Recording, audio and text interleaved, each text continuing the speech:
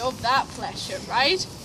But I hate to disappoint you, but the truth is that we don't know that much about the Vikings. And the reasons for this is because most of what the Vikings did were done in perishable materials such as leather and wood. And as you know, these things, they simply disappear over time. So one of the few things that we do actually still have from the Vikings are these rune stones that you just saw. Most of the rune stones are tombstones, and this is an example of that. This one, if you translate into Harald and Frögun had this stone erected in the memory of their son. So it's two parents grieving the loss of a child.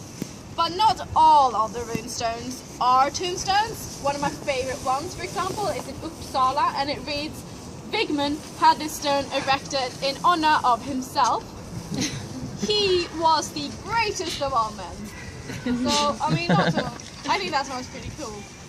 But the Vikings, they were never a people of the Vikings in the same way we talk about the people of the Swedes or the people of the Goths. It's just a very general term that we apply to people that lived in Scandinavia between the years of 800 to 1100 Common Era.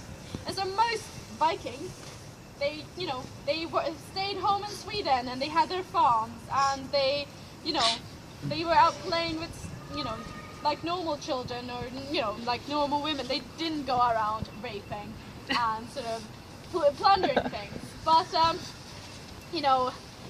and even so, right, that's how we know them. And there is no way of escaping that. They did do their fair amounts of raping and they did their fair amount of plundering. So it's better to just address it straight away, right?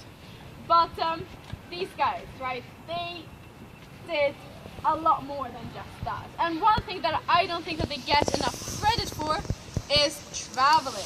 These guys, right, they traveled very far and they traveled extensively. And they went around on these boats, right, the long boats. And they rode most of the 7 seas, right, with these boats. And one thing I always think to myself is these guys, they must have been incredibly brave or incredibly stupid, depending on how you look at it, right? Because at this time, there was no such thing as a decent map. They didn't have any compasses, they didn't know what they would find if they sort of set out into the seas, and even if they did find what they were looking for, they had no way of knowing if they would ever find their way back again. So we don't know how many Vikings died this way, but we can assume that there was quite a few of them. And they did 3 things when they were out traveling. 1, they traded, 2, they plundered, and 3, they discovered new land. So we split them into these categories. So first of all, we had the Vikings that traded. They were the ones who mainly went down east, down to what is today Russia, to Turkey, and some of them even got as far as Baghdad. And they traded silk for iron and swords for spices, that kind of stuff. And after the Viking era ended, some of them actually remained working as private bodyguards for the emperors and sultans. And so there is quite a few remnants from the Vikings in these parts of the world. For example, if you go into the Hagia Sophia in Istanbul today, you will, it's this beautiful Oriental church, and then, or it's not a church, but then you go in and then you can find runic scriptures carved into these beautiful rocks. And a little bit of me just died and just think, no, why do you have to ruin things? But, I imagine they were quite angry at the time, but today it's kind of cool because it's far enough back in history that we can kind of appreciate it. But then we have the Al group that went down towards today the southwest, to the British Isles and to parts of France are today known as Normandy, or the land of the Northmen, right? They actually conquered the British Isles around the year of 1000. And these guys, they mainly plundered. And this is why the Vikings have such a bad reputation in English-speaking countries. And one thing that they did is that they mainly targeted monasteries. And besides, it was not just because they were heathen savages, right?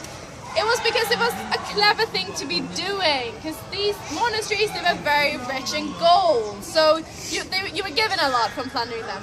Also, the monks, they didn't put up that much of resistance, so they made really great slaves, which is always a plus, But especially here, we have a lot of remnants from the Vikings, especially in the languages. Have you guys ever wondered where the word Wednesday comes from?